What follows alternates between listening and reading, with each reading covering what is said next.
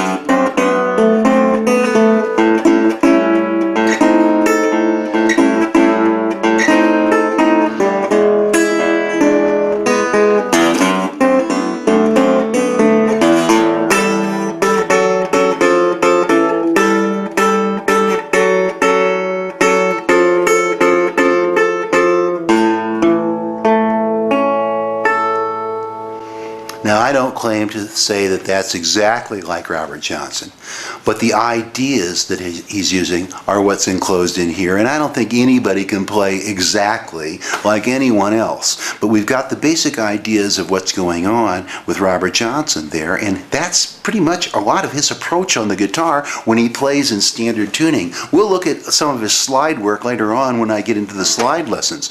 But for right now, let's just take this apart. The first thing Robert Johnson did and used as his intro was this turnaround. And one of the things that you'll notice if you listen closely, he uses this turnaround a lot. And he knows how to make variations in it, like going like this. Or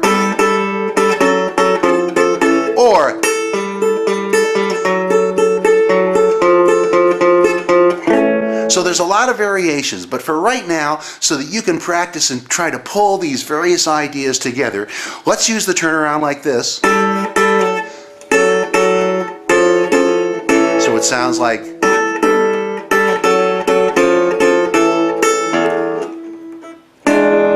To the E7 chord again.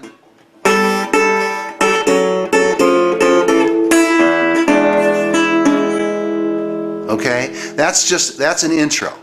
All right, now you could improvise your intro, but I'll do it one more time. Turn around to the E7. I pluck up on that top string, E string, and play an E7 chord. And what I was doing there is pinching the second string, which is on the 3rd fret, making it a D note, and the bottom bass string. Okay, so I come out of the turnaround with that 5 chord, and that leads us nicely into the lead that we're going to play.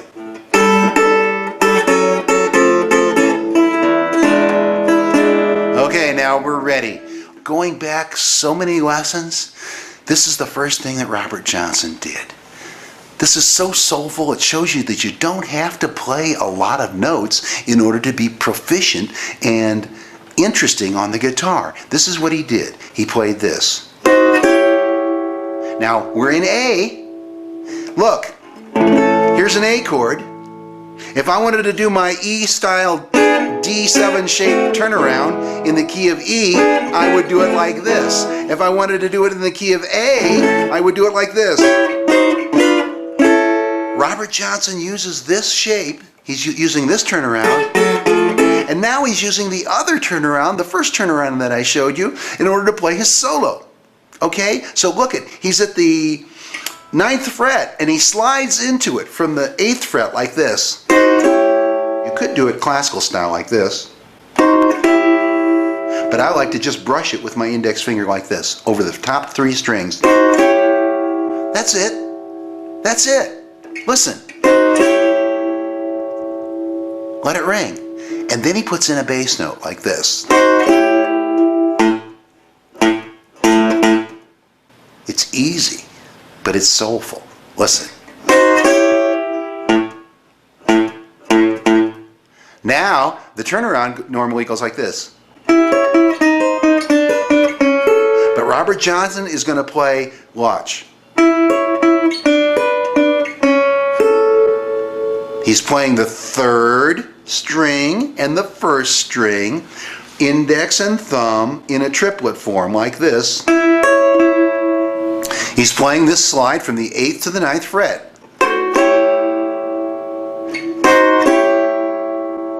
And he follows that with the bass notes. And now a run, and he plays thumb, index, thumb, a triplet on the 3rd string and the 1st string like this, and the 3rd string. So that's at the 9, 7, and that's the 5th fret. That's your A chord, isn't it? Just a little part of your A chord. Listen to the run again. So in the turnaround, a standard turnaround, you do this.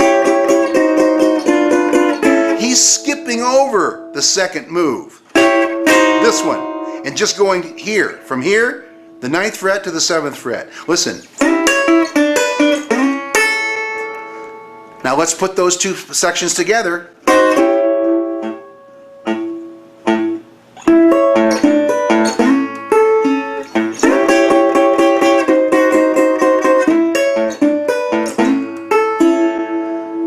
He repeats it, triplet. Let's listen to it again, the second part.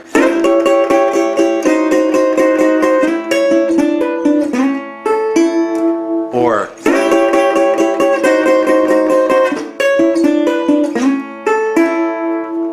got the idea?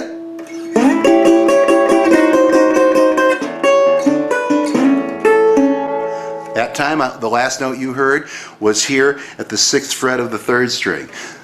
Which one of those notes you play doesn't matter to me. That's the fun of the blues. If your fingers are down on the right chord, they all sound good. Some people would love to have me dictate exactly what notes to play every time. But this is blues music, and one of the things that you got to learn about blues music is that spontaneity is what makes blues music blues music. As a matter of fact, if you would have seen Robert Johnson play this song a second time on a second take in the studio, he might not have even played this solo like I just played it now.